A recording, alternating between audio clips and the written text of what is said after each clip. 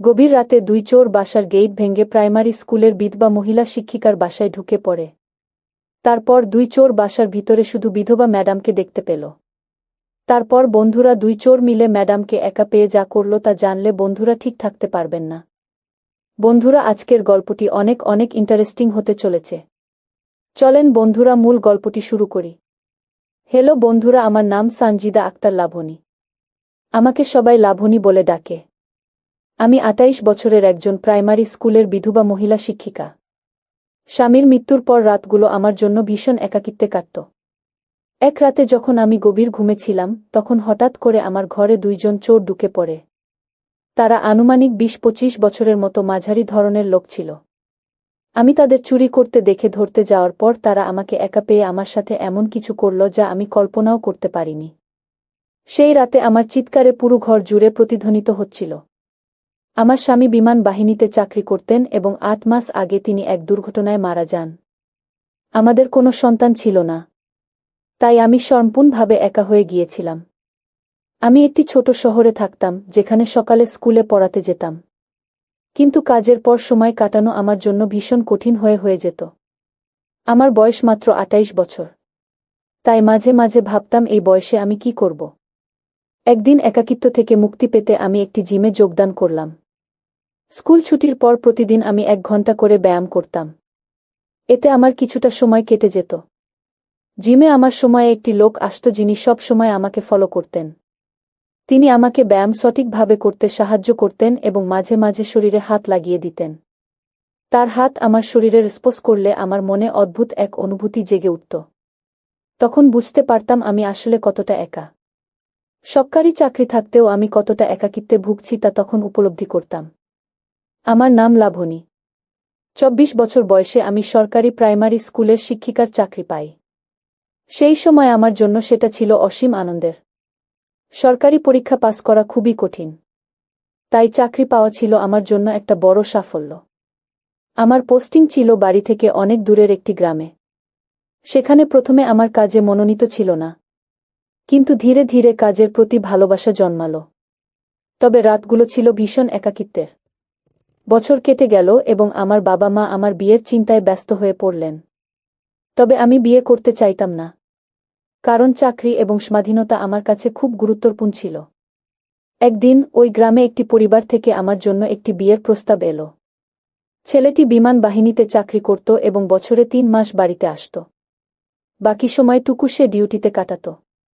প্রস্তাবটি আমার পছন্দ হলো এবং আমি বিয়েতে রাজি হলাম। সেই সময় আমার বয়স ছিল ২৪। বিয়ের পর প্রথম ১ মাস আমার স্বামী আমার সাথে ছিলেন।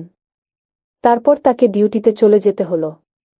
তার অভাব আমাকে তীব্রভাবে কাঁদাত এবং আমি রাতে তার জন্য অপেক্ষা করে থাকতাম। শুধুমাত্র ফোনেই আমাদের যোগাযোগ হতো। আমার দেবর মাঝে মাঝে আমার ঘরে আসত এবং আমার সাথে কথা বলত। সেও আমারই বয়সের ছিল। ধীরে ধীরে আমার দেবরের সাথে ভালো লাগা শুরু হলো, কারণ সে আমার স্বামীর চেয়ে বেশি সময় আমাকে দিত। সে আমাকে সব সময় হাসানোর চেষ্টা করত। আমার শাশুড়ি এটি একদমই পছন্দ করতেন না যে আমার দেবর আমার ঘরে আসতে, তাই তিনি আমাকে তিরস্কার করতেন। তবে আমি তার কথায় বেশি একটা কান দিতাম না, কারণ আমার মনে হতো আমি একজন নারী আর কতদিন এইভাবে থাকব। দেবরকে আমি একজন বন্ধু মনে করতাম, এর বাইরে কিছু নয়। ৬ মাস পরে যখন আমার স্বামী বাড়ি ফিরলেন, তখন আমার শাশুড়ি নানা কথা তার কানে তুলে দিলেন। আমার স্বামী আমার উপর চড়াও হলেন। আমি বললাম, তুমি তো চলে যাও, তাই আমি পলাশের সাথে কথা বলি। তবে আমাদের মধ্যে এমন কিছুই নেই। কিন্তু আমার স্বামী এবং তার মা মিলে আমার দেবরের বিয়ে ঠিক করে দিলেন। এখন আমার দেবর তার স্ত্রীকে সময় দিচ্ছে, আর আমি আবার একা হয়ে গেলাম। এরপর আমি কিছু শিশুদের টিউশন পড়াতে শুরু করলাম, যা আমার সময় কেটে যায়। তবে যতটুকু সময় থাকত আমি আমার স্বামীর সাথে ফোনে কথা বলতাম। বিয়ের ৬ বছর কেটে গেল, কিন্তু আমি সন্তানের মা হতে পারলাম না। এই ৬ বছরে আমি অনেক তিরস্কার সহ্য করেছি। আমার চোখ থেকে বারবার পানি বেরিয়েছে। আমার শাশুড়ি আমাকে একটুও সুযোগ দিলেন না। বলতেন, পড়ালেখা করা বউ বিয়ে করতে দেরি করেছে এবং সন্তান নেওয়াটা জরুরি মনে করেনি। আমার দেবরানীও আমার প্রতি ঈর্ষান্বিত ছিলেন। একদিন বাহিনীর লোকেরা আমার স্বামীর মৃতদেহ নিয়ে আমাদের বাড়িতে আসেন। স্বামীর মৃত্যুর সুখ থেকে বের হওয়ার আগেই আমার শ্বশুর বাড়ির লোকেরা আমাকে বাড়ি থেকে তাড়িয়ে দিল। আমার দেবরানী তো আগেই আমাকে নিয়ে খুশি ছিলেন না। কারণ বিয়ের আগে আমি আমার দেবরের সাথে মিলেমিশে ছিলাম। আমার শাশুড়িও আমার সঙ্গে থাকাটা সহ্য করতে পারলেন না। তবে আমার শ্বশুর এবং দেবর আমার পাশে ছিলেন। কিন্তু তারা কিছু বলতে পারেননি। এরপর আমি সেই গ্রাম ছেড়ে একটি ছোট শহরে বদলি নিয়ে চলে আসলাম এবং 1 বছর ধরে একা জীবন যাপন করছি। সেই একাকী থেকে মুক্তি পেতে আমি জিমে যোগদান করলাম। জিমে আমার সময় কেটে যেত এবং অন্য লোকদের সাথে পরিচিতি বাড়তে থাকে। এই সময় আমার স্কুলের ছুটি এলো। আমি ভাবলাম ভাই এবং ভাবির কাছে কিছুদিন কাটাতে চলে যাব। আমার মা বাবা মারা গেছেন, তাই আমার ভাই এখন আমার একমাত্র আশ্রয়। ট্রেনের যাত্রাটা বেশ দিক ছিল এবং একা থাকতে একটু ভয় লাগছিল। আমার পাশে একটি 30 বছর বয়সী পুরুষ বসেছিল যিনি বারবার আমাকে দেখছিলেন। একটি সেকশনে পেছে আমার পানি বোতল খালি হয়ে যায়। আমি ভাবলাম পরের স্টেশনে নেমে জল নিয়ে আসব। কিন্তু ওই পুরুষটি আমার পানির বোতলটি নিয়ে বলল, আমি জল নিয়ে আসছি। সে দ্রুত বেরিয়ে গেল। আমি তার ব্যবহারে ভয় পেয়েছিলাম। কিন্তু ট্রেন ছাড়ার আগে সে আমার কাছে ফিরে এলো এবং জল ও কিছু খাবার দিয়ে গেল। আমি খেতে শুরু করলাম। কারণ আমি খুব ক্ষুধার্ত। রাতে বেলা আমি ট্রেনের উপরের সিটে শুয়েছিলাম। ওই পুরুষটি বলল, ম্যাডাম, আমার নিচের সিটে এসে আপনি চাইলে শুয়ে পড়তে পারেন। পরদিন আমি ভাই এবং ভাবির বাড়ি পৌঁছালাম। কিন্তু তাদের ব্যবহার আমার জন্য ঠিকঠাক লাগছিল না। আমার ভাবি যেন আমার আশাতে খুশি হননি। কারণ আমি একজন বিধবা এবং সন্তানহীন। ভাবি বললেন, তোমার জন্য আমাদের সন্তানরা ঠিকমতো পড়াশোনা করতে পারছে না। তারা সারাদিন তোমার সাথে সময় কাটাচ্ছে এবং শয়তানি করছে। আমি কিছু বলিনি। এক রাতে আমি ঘুমিয়েছিলাম যখন ঘরের ভিতর থেকে কিছু শব্দ শুনে জেগে উঠি। আমি ভীষণ ভয়ে ছিলাম। আমি উঠে ড্রয়িং রুমের আলো জ্বালালাম এবং দেখলাম 2জন মুখোশ পরা পুরুষ আমার ঘরে ঢুকেছে। আমি কিছু বুঝে ওঠার আগেই তারা আমাকে ধরে ফেলল এবং মুখে হাত চেপে ধরল। তারা বলল, আমরা তোমার স্বামীর বন্ধু। তিনি আমাদের শেষ ইচ্ছা করেছিলেন যে আমরা তোমার খেয়াল রাখব। আমি ভয় পেলেও শান্ত হয়ে চা বানাতে গেলাম। কিন্তু আমি বুঝতে পারছিলাম না তারা কী উদ্দেশ্যে এসেছে। তারা আমার ভেজা কাপড়ের দিকে তাকিয়ে থাকল।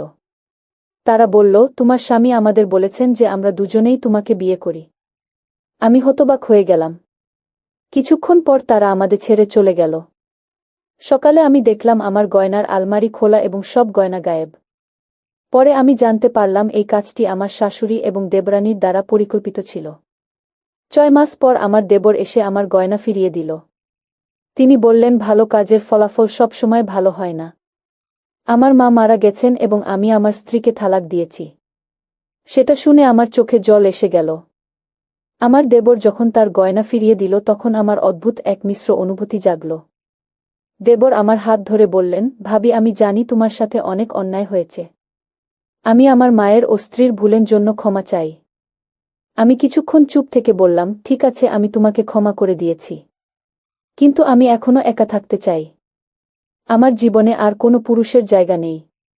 তখন দেবর দৃঢ়ভাবে বললেন, ভাবি, আমি বুঝতে পারছি তুমি একা থাকতে চাও। কিন্তু আমি শুধু তোমার জন্য এসেছি, তোমার সান্ত্বনা দেওয়ার জন্য নয়। আমি আসলে তোমাকে ভালোবাসি। আমি অবাক হয়ে গেলাম। আমার দেবরের মুখে সত্যি ভালোবাসার প্রতিফলন ছিল। আমি প্রশ্ন করলাম, কিন্তু তোমার পরিবারের সঙ্গে সম্পর্ক কী হবে? দেবর গভীরভাবে জবাব দিলেন, আমার পরিবার এমন কাজ করেছে যা আমি কখনোই গ্রহণ করতে পারব না। আমি শুধু তোমার সাথে নতুন করে শুরু করতে চাই। তুমি কি আমার সাথে এই নতুন জীবন শুরু করতে চাও? আমি কিছুক্ষণ ভাবলাম। দেবরের কথার মধ্যে সত্যি কিছু ছিল যা আমার হৃদয়ের স্পর্শ করেছিল। তার মধ্যে একটি নতুন আশা, ভালোবাসার প্রেরণা জেগে উঠল। আমি বললাম, যদি তুমি সত্যিই আমার সুখের জন্য কাজ করতে চাও তাহলে আমরা একের সাথে একটি নতুন পথ খুঁজে বের করতে পারি। দেবর আনন্দের সাথে বললেন, আমি তোমার সাথে নতুন জীবন শুরু করতে প্রস্তুত। আমাদের অতীতের কষ্টগুলো এখন আমাদের ভবিষ্যতের শক্তি হবে। এরপর আমি এবং দেবর একে অপরকে নতুনভাবে জানতে লাগলেন এবং আমাদের সম্পর্কের মধ্যে গভীরতা আসতে শুরু করল। আমার একসাথে সময় কাটাতে লাগলেন, একে অপরের প্রতি অনুভূতি আবার গভীর হয়ে উঠল। আমি অনুভব করলাম যে দেবরের সাথে আমাদের জীবনের নতুন অধ্যায় শুরু করা সম্ভব। কিছু মাস পর আমি এবং দেবর একসাথে একটি ছোট বিয়ের অনুষ্ঠান করলাম, যেখানে আমার একে অপরের সাথে আমাদের নতুন জীবনের কথা প্রকাশ করলাম।